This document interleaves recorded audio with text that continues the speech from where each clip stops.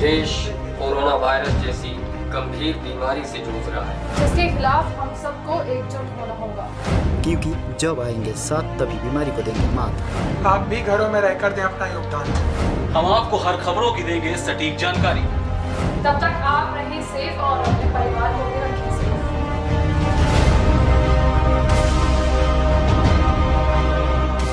आज हमारे साथ बातचीत करने के लिए एडीजी लखनऊ और एसएन सावत जी मौजूद हैं। आइए जानते हैं इनसे किस तरीके से लखनऊ वासियों को लॉकडाउन का पालन कराया जा रहा है। लखनऊ जोन में ये आप जानते हैं जो लॉकडाउन चल रहा है ये काफ़ी कड़ाई से इसका अनुपालन किया जाता है।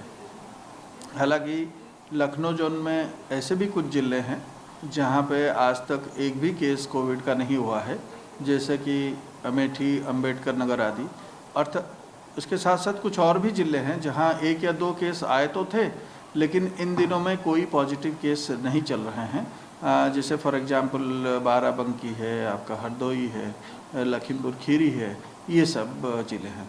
तो वहाँ पे कुछ कुछ छूट ज़रूर दी गई है। सरकार के जैसे निर्देश प्राप्त हुआ है केंद्र सरकार का और हमारे उत्तर प्रदेश सरकार का, उसी हिसाब से छूट दी गई है। ग्रामांचल में जो खेती और उसी से संबंधित कार्य है उसको भी काफ़ी छूट दी गई है।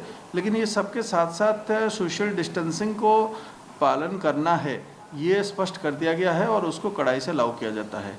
जैसे कि आप मंडी में सोशल डिस्टेंसिंग होना बहुत ज़रूरी है क्योंकि वहाँ का कार्य सब होता है। उसके साथ साथ जो हॉटस्पॉट एरिया है, हॉटस्पॉट एरिया में किसी भी प्रकार आवागमन कहीं नहीं होगा, इसको कम्प्लीटली बंद कर दिया गया, संपूर्ण रूप से प्रतिबंधित कर दिया गया है। सिर्फ वहाँ पर जो मेडिकल टीम्स जाते हैं, पुलिस की टीम उनके साथ कभी जाती है, जो हमारे सैनिटेशन के टीम्स जाते हैं, या उनको जो खाद्य पदार्थ अवेलेबल कराने के लिए है, जो अत्यावश्यक सेवाएं हैं, दूध है या सब्जी है, ये उनको डोर स्टेप तक पहुंचाया जाता है। ये सब कार्रवाई वहाँ पे किया जाता है। तो और उसके साथ साथ प्रत्येक ज़िले में एक इंटीग्रेटेड कंट्रोल रूम बना हुआ है।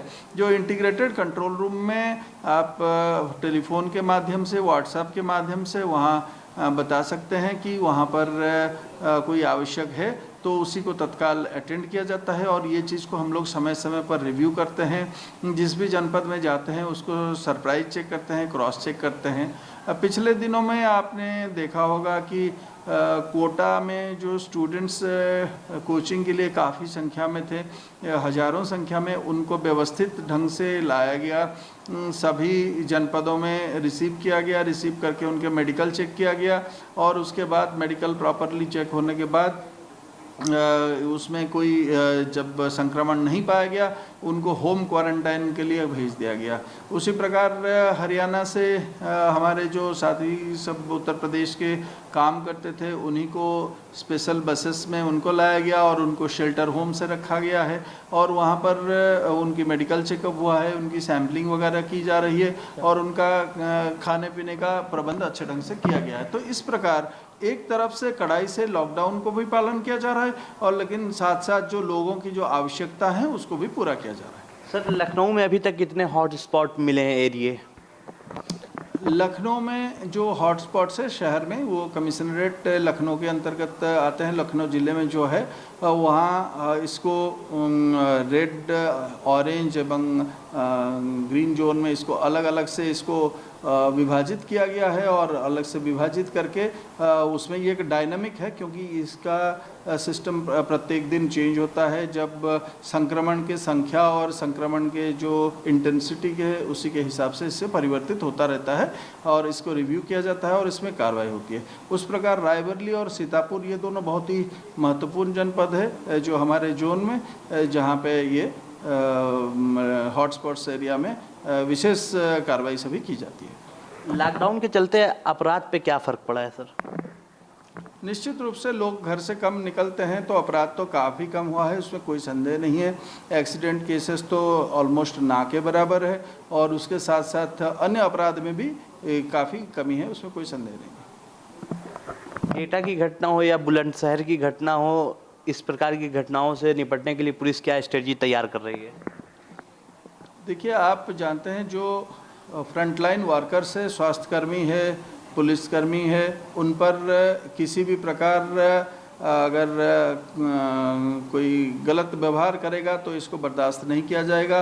कहीं कहीं पे जहाँ पे हमारे जोन में तो ऐसा कोई घटना अभी हाल में नहीं हुआ है, लेकिन जहाँ जहाँ पे भी हुआ है हम लोग भी ध्यान रख रहे हैं, उसी के खिलाफ सख्ती से कार्रवाई भी की जाएगी।